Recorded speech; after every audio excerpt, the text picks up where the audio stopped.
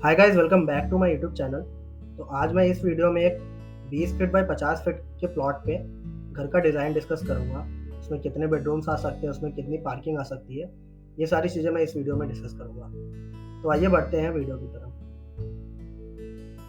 तो जैसा कि आप स्क्रीन पे देख रहे हैं, इसमें ये आपके लेफ्ट साइड की तरफ ग्राउंड फ्लोर प्लान है और राइट साइड की तरफ फर्स्ट फ्लोर प्लान है। दोस्तों, ये एक नॉर्थ फेसिंग प्लॉट है, जिसमें इसकी लॉन्गेस्ट साइड जो है वो 50 फीट है और जो इसकी विड्थ है वो 20 फीट है। आइए अब डिस्कस करते हैं इसका ग्राउंड फ्लोर प्लान, कैसे इसमें क्या हमने प्लान किया है। तो अगर ग्राउंड फ्लोर प्लान की बात करें, तो जो इस घर का मेन एंट्रेंस है वो इस साइड से दिया हुआ है। ये आपका नॉर्थ वेस्ट कॉर्नर पे आता है, क्योंकि वास्तु के हिसाब से है। फिर इस घर में एंट्री करते ही आपको एक पार्किंग एरिया मिलेगा, और पार्किंग एरिया की जो डायमेंशन है वो है 9 फीट विड्थ में और 17 फीट बाय 6 इंच लंबाई में। ये आपको इतना, जिसमें आपकी एक कार और प्लस 1-2 बाइक आराम से पार्क हो जाएगी। फिर इसमें घर की एंट्री के लिए 2 एंट्रेंस दिया हुआ है। ये जो भी गेस्ट वगैरह आते हैं उसके लिए ये गार्डन के थ्रू। यहाँ पे आगे एक छोटा सा गार्डन दे दिया है, जिसमें आप ट्रीज वगैरह प्लांट कर सकते हैं, थोड़ा सा ग्रीन एरिया प्लान कर सकते हैं। और फिर यहाँ पे प्लिंथ दिया हुआ है, जिसमें आप दो स्टेप, लगभग 1 फीट का प्लिंथ होगा ये, और उसके ऊपर फिर ये लिविंग एरिया दिया हुआ है। लिविंग एरिया का जो साइज है आपका वो 9 foot 1 inch into 13 foot 7 inch का है।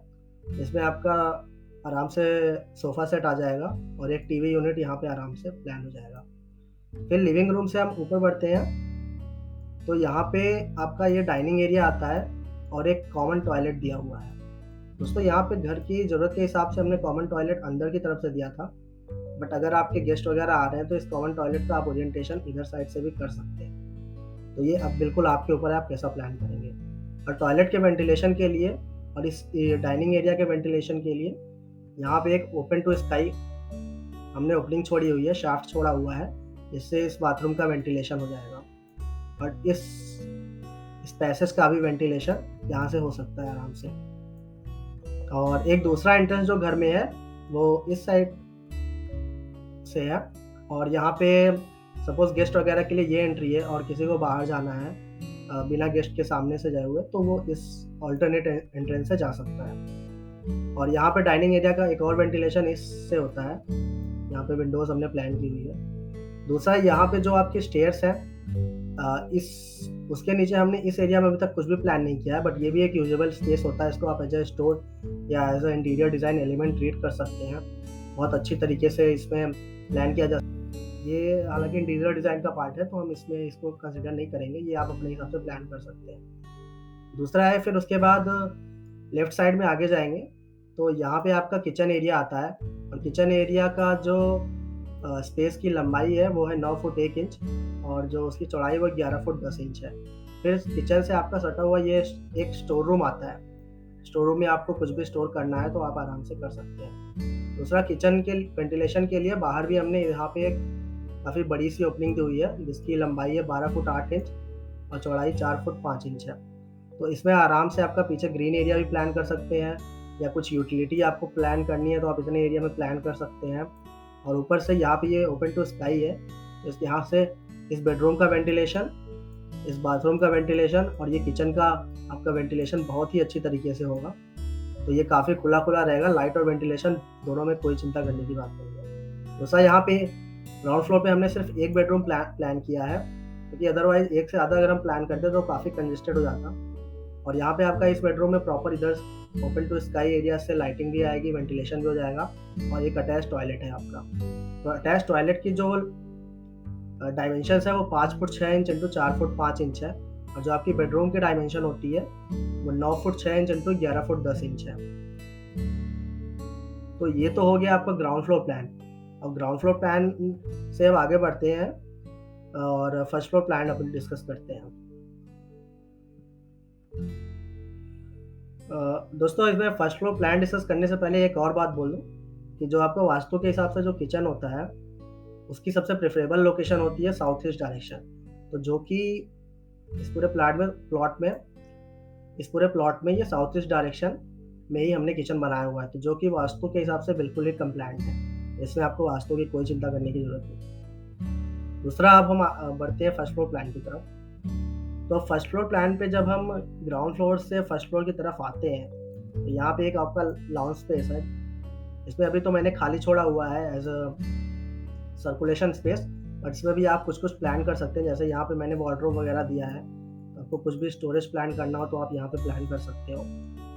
फिर उसके बाद यहाँ पे 2 बेडरूम दिया हुआ है। इसमें एक बेडरूम तो नीचे के बेडरूम जितना साइज़ का ही है, 9 फुट 6 इंच और 11 फुट 10 इंच, और उससे एक अटैच्ड बाथरूम है। और दूसरा आपका बेडरूम थोड़ा-सा छोटा है, जिसमें आप थोड़ा छोटा बेड लगा सकते हैं। बट ये बिल्कुल ही हैबिटेबल स्पेस है, तो इसमें इतना भी छोटा नहीं है कि इसमें आप बेड ही नहीं एडजस्ट कर पाओगे, तो आराम से इसमें आप बेड प्लान कर सकते हो।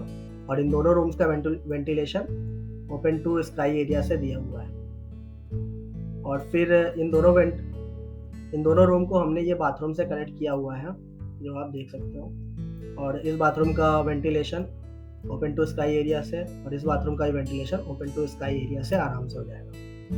दूसरा एक और हमने बेडरूम प्लान किया हुआ है यहाँ पे, जो कि लिविंग एरिया के ऊपर है। तो ये आपके ऊपर डिपेंड करता है कि आप इसको कितना स्पेस को कितना कस्टमाइज़ कर सकते हैं। आजकल काफ़ी ट्रेंड चला है होम ऑफिस बनाने का या होम थिएटर बनाने का।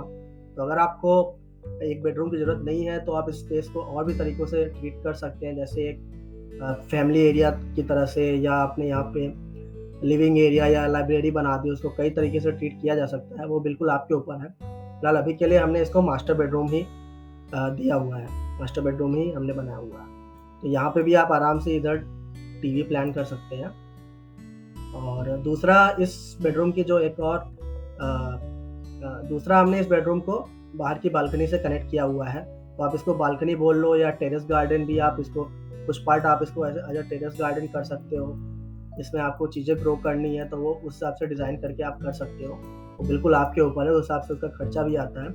अभी के लिए हमने इसको ओपन छोड़ा हुआ है, और यहाँ पे आप अच्छे से प्लांटर बॉक्स डाल सकते हैं, जो कि देखने में काफ़ी अच्छा लगेगा, काफ़ी ग्रीन स्पेस लगेगा। और ये एज अ बालकनी और टेरेस स्पेस जैसा भी ट्रीट कर सकते हैं। तो इस फर्स्ट फ्लोर में आपका 3 बेडरूम हो जाता है, ग्राउंड फ्लोर पे 1 बेडरूम हो जाता है। तो टोटल आपका ये 4 बीएचके बन जाता है। और इसका जो एरिया है वो 1000 स्क्वायर फीट है, और उसमें जो बिल्ट अप आपका एरिया आता है वो 1324 स्क्वायर फीट आता है। तो लगभग 662 स्क्वायर फीट आपका ग्राउंड फ्लोर पे और 662 स्क्वायर फीट आपका फर्स्ट फ्लोर पे बिल्ट अप एरिया आता है। तो बिल्ट अप एरिया में हम पार्किंग और ये टेरेस का एरिया काउंट नहीं करते हैं। ये सारे areas open areas built up area में नहीं काउंट होता है। तो दोस्तों, इसी के साथ मैं इस वीडियो को ख़त्म करना चाहूँगा। इसमें मुझे यही डिस्कस करना था। अगर आप चाहते हैं कि इसका मैं एलिवेशन भी डिस्कस करूँ, तो आप कमेंट सेक्शन में मुझे बताएँ, और आपको कोई भी डाउट है, कुछ भी पूछना है, आप मुझे मैसेज कर सकते हैं या कमेंट सेक्शन में आप बोल सकते हो। और आपको कुछ रिकमेंडेशन है कि आगे मैं वीडियोज़ किस चीज़ पे बनाऊँ, आपको कोई प्लान की ज़रूरत है, तो उस पे भी मैं वीडियो बना दूँगा। तो एज़ अ पब्लिक के लिए वो सबके लिए अवेलेबल रहेगा, और कोई भी उसे यूज़ कर सकता है। तो दोस्तों, मैं इसी के साथ वीडियो को ख़त्म करूँगा। अब अगले हफ्ते मैं नई वीडियो के साथ मिलूँगा, उसमें और भी प्लान्स डिस्कस करेंगे, और भी नई-नई चीज़ें हाउस कंस्ट्रक्शन से रिलेटेड या इंटीरियर डिज़ाइन से रिलेटेड। आपको कोई भी और वीडियो चाहिए, कुछ प्रेफ़रेंस है, तो आप कमेंट सेक्शन में बता सकते हो। ओके, फिर यहीं पे ख़त्म करते हैं।